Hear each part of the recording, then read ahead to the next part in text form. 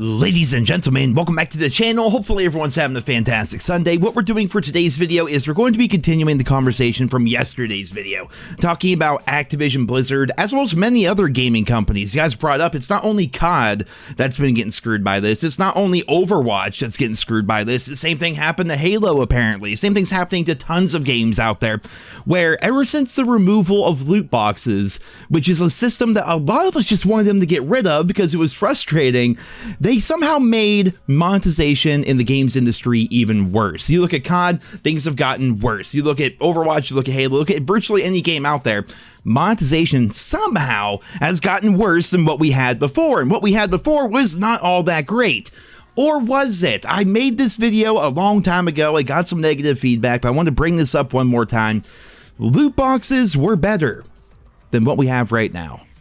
And that's tough to say. It's rough. It sucks. I'm not saying I want loot boxes back, but I am saying loot boxes were better than the current monetization that we have in the Call of Duty franchise. Looking back, right, if you remove game-changing weapons, right, that was the downfall of the idea of the supply drop and the loot boxes and things like that. Like, having game-changing weapons being in a supply drop, meaning you can only get that weapon if you get lucky. And let's be honest here, we all play Call of Duty all day. We're not getting lucky, right? So what happens is you have to get extremely, like 0.1% lucky when it comes to earning something from a loot box or a supply drop, or you can make your odds better by buying those loot boxes and supply drops, right? It was a bad system, but if you get rid of the game-changing weapons with supply drops, at least players had a chance at earning cool cosmetic stuff post-launch, right? Without swiping their credit card. By playing the game, they could unlock certain things, which was actually pretty good. Sometimes they could just outright buy these things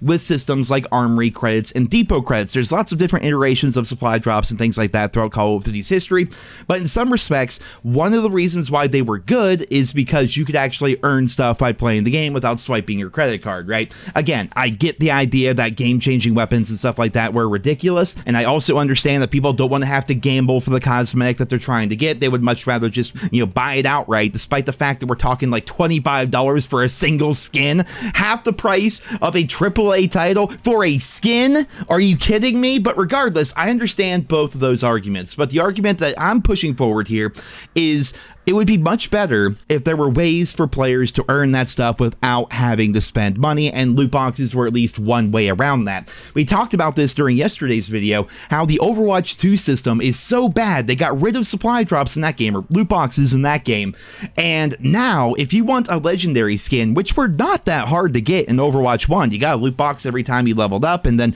every time you got duplicates, you got these Overwatch coins, and once you had 1,000 Overwatch coins, you could just straight up buy the legendary skin that you wanted. It didn't take that long, especially if you played the game. But now with our current system where you have to get 60 different of these Overwatch coins every single week, and if you want to buy a legendary skin, you're gonna have to do your weekly challenges for 8 months to unlock one skin in a game with like 30 different heroes. Like, it's ridiculously bad, right? But here's the thing, man.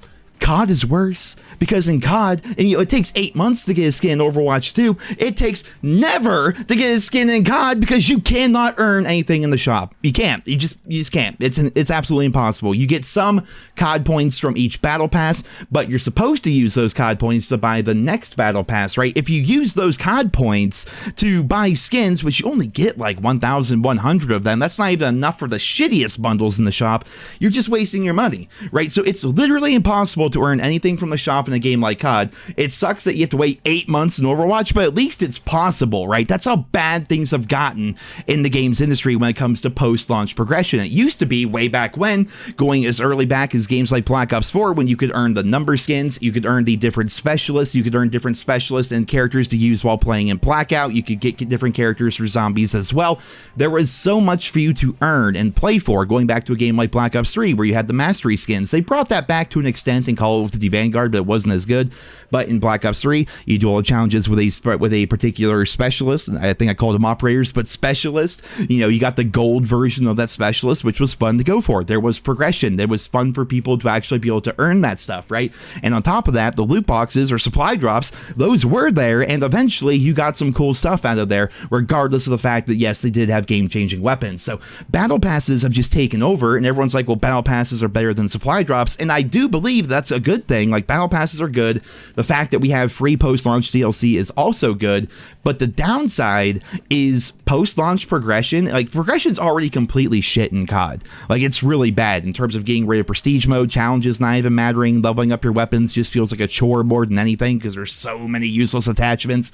You know, the forms of progression, things that like invest players into the game, they're always talking to about their shareholders and player retention and stuff like that, and all they do is add this artificial player retention by putting out a new assault rifle, and the only way to unlock that new assault rifle is to get 3 sliding kills in 15 different games. Is that hard? No. If you get 6 sliding kills in one game, does it count? No. The whole thing is they want you to play those 15 games to unlock that rifle and then level your rifle from levels 1 through freaking 70. Like, they're forcing this arbitrary player retention, which mostly is just mind-numbing and boring and burns people out, whereas back in the day, they had organic player retention by having things in the game for people to do and things for people to earn. But instead, they got rid of all that. All that stuff's in the shop now, $29.99. Ring it up, you know you want to. It's ridiculous, dude. It sucks, like the situation that we find ourselves in right now. And Overwatch 2, they may be in a situation where Overwatch 2 was intentionally, I think people are calling it anchoring, where they intentionally make the system so bad and so shitty that they can go and fix it later and act like they're listening to their player base. Maybe that's the case. I don't know. But when it comes to COD, we have pointed out the problems with this system, with this idea of progression or lack thereof for years now, and they haven't really done anything about it. And that is incredibly frustrating to me. It's incredibly frustrating to myself, and I'm sure hundreds of thousands of other players out there that want to enjoy the game, want to grind the game. Like, I want to lose my life to COD. You know what I mean? Like, I want to avoid showering, man. I want to skip meals because I'm having so much damn fun playing the game like I used to. You know, I used to grind. My crust level was insane back in the day. I used to love playing COD so much. Now I'm on for like half an hour and I'm like, well, I had like 1 or 2 decent matches. I think I can just like, you know, show those gameplays for the next few days and just not play anymore because this game makes me sad.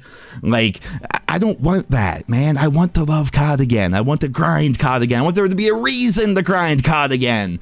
You know, you talk about the idea of progression. The only progression for me anymore in COD is growing my YouTube channel. You know, growing my YouTube channel, making videos, making jokes, growing the sub count, things like that. Like, that's my progression. Actually playing the game has become work. It's not even that fun anymore, man. My voice is starting to crack a bit, but you guys, I'm sure you guys feel the same way. I've heard so many of you on Twitter that are writing me, and believe me, I read these things, I respond. You guys are like, playing COD is more stressful than my 9-to-5 job. I'm like, yeah, it is. And the worst part is the game is stressful at times with skill-based matchmaking and things, but the worst part is you're enduring that for nothing because you're not earning anything for doing any of that. You know what I mean? Like, God, what I would give to be just put me in a Zoom call, man. Put me in a 1-hour Zoom call with some of the people that can actually get shit done at Infinity Ward. I will give them so many ideas. I will fix that game, damn it. But, you know, they don't like me. And I'm sure that the people that get flown out early and play the games early and things like that, I'm sure they have these conversations. But they're talking about large scale things, man. They're talking about like Dead Silence. They're talking about the minimap, things like that. I'm sure there's not one person that went to COD Next that's like, yo, prestige mode, we need that, and 100%er, please. We really need 100%er. We need to be able to grind in this game. There needs to be mastery operator skins. There needs to be weapon mastery camos, multiple weapon mastery camos. In fact, there should be mastery weapons that you can get for playing multiplayer stuff for Warzone as well as stuff in DMZ. There should be a whole bunch of stuff in this game. You should get special rewards for having finished the campaign on the highest difficulty to encourage more people to do that. Like, why aren't people putting this stuff into the developers' heads? The developers are too busy coming up with stupid ass terms for players like Sentinels, for crying out loud, compared to actually figuring out what players want in their game and making it happen so there's organic player retention as compared to forced player retention. Why does every video I make turn into a rant? Why? Why does it happen? Well, I guess right now we're kind of in the lull period before we still haven't heard from Infinity Ward since weekend 2 of the beta, but we're also in that lull period waiting for more information from Infinity Ward. We're waiting to hear more from Activision. We're waiting for the full launch of Modern Warfare 2. We're waiting for the early access to the campaign, you know, all that. Right, so right now we're starving for news, and so sure, when I make a video and nothing has changed since the last video, I tend to repeat myself a bit because I get frustrated about this stuff, but still, man, it seems so simple in my head. Why won't they make it happen? It goes back to it, man. If they played their own game, this wouldn't even be a conversation, but lo and behold, that's the games industry in 2022. But ladies and gentlemen, that is all for this rant here today. I hope you enjoyed it. Leave your thoughts and feedback down there in the comments. Thank you all so much for listening, and I hope you guys all have a wonderful day.